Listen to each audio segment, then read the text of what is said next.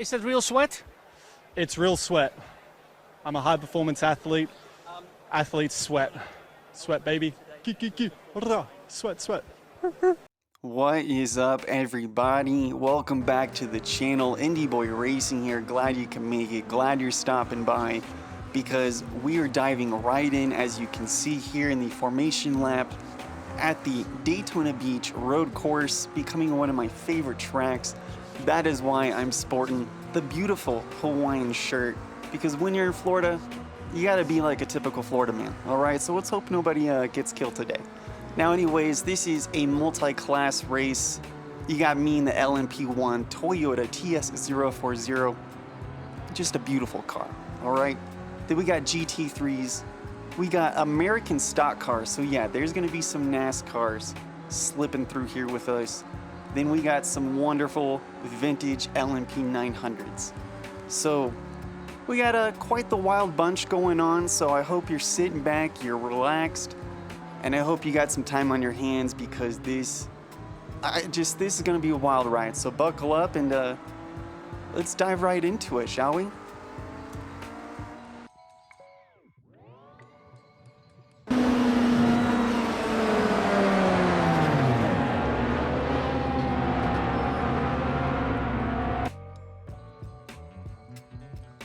Alright, yeah, that first stint did not go as planned, but as I always say, the journey is the destination.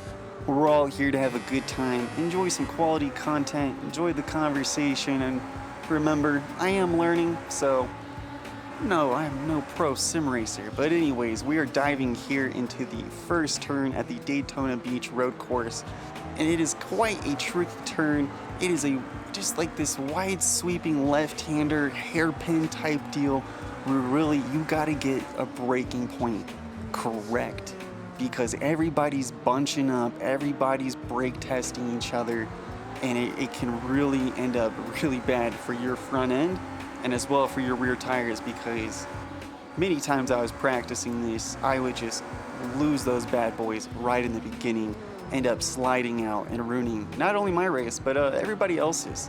And just remember, I am racing against AI at a hard, difficult level. I think it's pretty hard. I do set them on hard.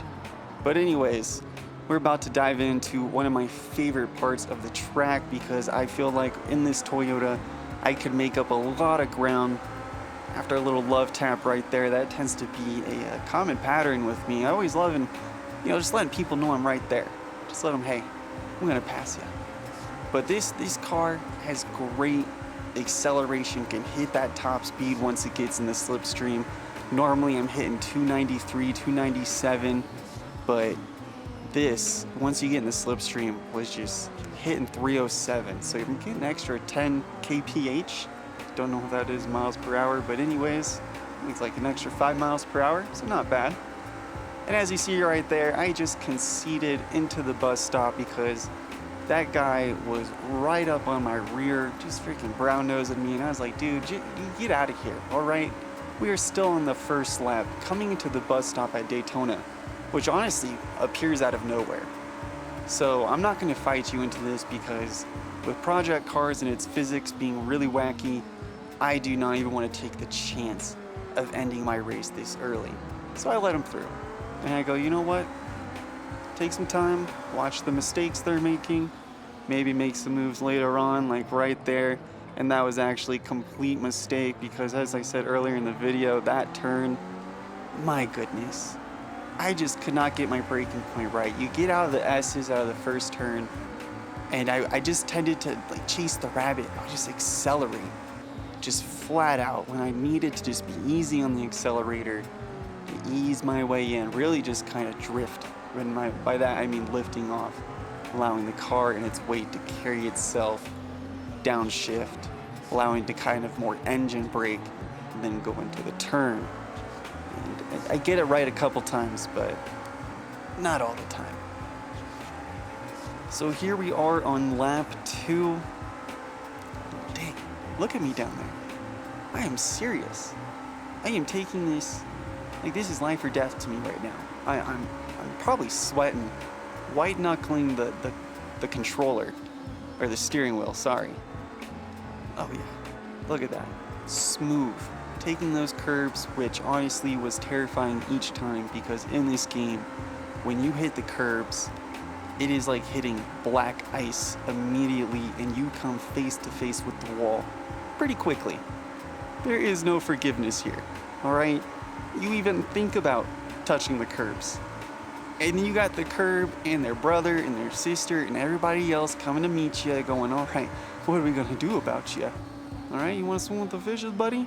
Because they're out to get you. It honestly feels like that. You feel like you missed the curb, but somehow they've extended and they take you out.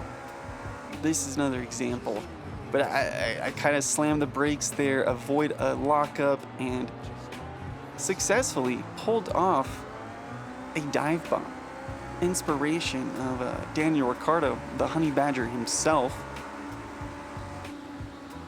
Now, as we're going through this, as I said, I'm no pro, so if you do have some constructive criticism for me, please let me know. I would love to learn, you know my mistakes, what's going on. Be constructive about it. Many times I got people just flat out like, dude, you suck, you don't have a break, why are you playing? And I'm like, I don't know why I'm playing, honestly. I don't know why I spend all the money on this stuff, but I'm having a good time. And I hope you guys are all having a good time as well. But anyways, as I mentioned, we're in Florida. Is anybody a fan of Florida? I know everybody hears the Florida man stories, and if you are from Florida, how true is that really? I mean, is there like a Florida man out there just waiting to strike at any moment? Is there ever a Florida woman striking? Ever? And I will admit, being from the Midwest, growing up in Indiana, Florida was my all-time vacation spot. That is where you spent spring break, that is where you spent summer. So I'm very familiar with Florida. I love Florida. I love this state. I love the beaches, love the food, the atmosphere. Things are getting a little wild down there right now. But, whoa, we got a puff of white smoke going on right here. Seems like there was a lockup. These two cars are fighting ahead of me. You know what that means. Easy pass, make a move. Don't get too excited. Don't brake too hard and ruin and kill my race. It seems like he got better traction and grip going through there, gets the better exit, but I know down this straight line, I will have much better straight line speed and I can take that turn flat out. They tend to like to butterfly their brakes on that turn. Don't know why. The AI in this game, they're freaky, all right? They're very unpredictable, but that could be a good time or it could be a bad time, you know? It depends how you're feeling that day. But as I was saying, Florida. I'll actually be there this summer for Blink-182. If you're a fan of them, drop a comment below. Let me know. What's your favorite song by Blink-182? Why do you love Blink-182? Why do you hate Blink-182? I want to know. They're a hit or miss band nowadays, but I will say their older stuff is absolutely amazing. I remember being 8 years old, getting Enema of the State. It was one of my first CDs, along with Aaron Carter and Eminem Uncensored. I know, right? It was running wild and free back then. But Blink-182, they just stole my heart, and that really defined and shaped my music taste. But my goodness, do you see how difficult this AI is defending right now? I feel like George Russell and freaking what's his name, Mick Schumacher in Singapore. I'm like, crikey, mate, this guy's defending like his life depends on it. And no, that was not an attempt at a British accent, okay? Just crikey, British. Trying to do George Russell doing Steve Irwin, the Australian, okay? It's really culture bash right there. Diverse, you gotta love it. But anyways, that's how I felt with that guy, because the AI on the ovals, they're nearly impossible. It's like it's difficult to pass them on the ovals. You get the slipstream, you can tuck right in behind them, but I think because of their behavior and the unpredictability at times, it can be quite messy. And I think here we are coming up on our first set of lapped cars. We have the vintage LMP 900s we are passing. I don't think it's LMP 900. I think it's just vintage LMP. I may be thinking of a different class. But anyways, passing some vintage LMPs. And let me tell you right now, these lapped cars, if you're ever doing a multi-class race, and I'm also going to mention right now, I don't know the rules of passing lapped cars, especially oh my gosh, that was murder. Did you all just see that? Straight up just murdered a man, took him out. That's his race, it's over, and yet he's still driving. He's not even gonna pit. He's still gonna drive with the blood across his windscreen and continue just to live life like nothing happened. We all saw it here. You saw it here first, live. Anyways, LMPs, vintage, lapped cars, that's where we were. They'd be a great asset to you, especially when you're fighting. And like I said, I don't know the rules when it comes to passing on a multi-class race, but if the AI is threading the needle through them, then I as well am going to be threading the needle through them. All right, I'm going to be swerving. You may have heard just sound effects right now. I was doing crazy motions with my hands. But yeah, and that's honestly, it's gonna help me in my race here. You're gonna see when we get a little bit further on in the race how well lap cars can play a part in strategy. You gotta be quick and you gotta be smart about it, okay? You can't be dumb and go off ruining somebody else's race all because they're in a slower car and you're in a faster paced car, all right? You can't be doing that. You can't Verstappen somebody, just dive into a corner because you're faster, all right? You gotta play it right, play it safely, and it can really be an advantage to you because I may be wrong, okay? There may be rules to this that I'm not even thinking about because in this game, they do get off the racing line, but they tend to be really slow about it. Here I am tucked behind a NASCAR and I'm like, dude, just, figure it out. And I just get right on out. But, if they're on their line and you're on line through a turn, sometimes it feels like they're just parking the car. But I feel like they have that right. I may be, like I said, don't know the rules. Maybe just making up nonsense. Making up as we go. Flying by the seat of our pants, everybody. All right? I honestly just set up, open the computer, hit record, here we are. I just start talking. All right? So if you need me to stop talking, let me know. Okay, traffic ahead, back markers coming up. Lap 7 of 10. Going a little bit too deep into that turn. Go a little bit wide. I'm thinking I can get in there on the inside. Fight here at this NASCAR. We both make a little contact with him, and that was kind of what I meant just right there. They tend to park it right through the turns. This guy makes a little bit of contact with the lapped car in front of him. Once again, if you're gonna race multi-class and you want to challenge, put NASCAR, American stock cars on there because they are slow on road courses. They are awful on these sweeping turns, and I don't mean like an oval sweeping turn. I mean these tight-knit turns right here, okay? Really slow, and they can really cause a lot of damage to your time. But it could be fun, it could be a challenge. As you saw right there, we just went through 3 of those lapped NASCARs, and look how much time it killed. I mean, he passed me, we were right on top of each other in one of I think the second or third turn, and it just killed. We made it, we made contact with the NASCAR, and from there, you just kind of bumped and lost contact, and now we are, once again, threading the needle through traffic here on the oval. I do my best not to dip into the apron, try to keep it as a clean race. I got in slight slipstream, dive out from out behind him. I don't know where he was going. He tried to get behind me. He tried to take me out. He had time to get up on that NASCAR and make a pass, but he tried to take me out, kind of ruined his own race and dropped back, allowing me to safely stay in third place. And as you saw there, once again, through the first turn, really fighting with understeer, fighting with lap traffic, coming into this turn, slamming on the brakes, trying not to lock up, allowing bend my steering wheel to go off into the field and have a jolly good time out in there doing God knows what. I completely messed that up.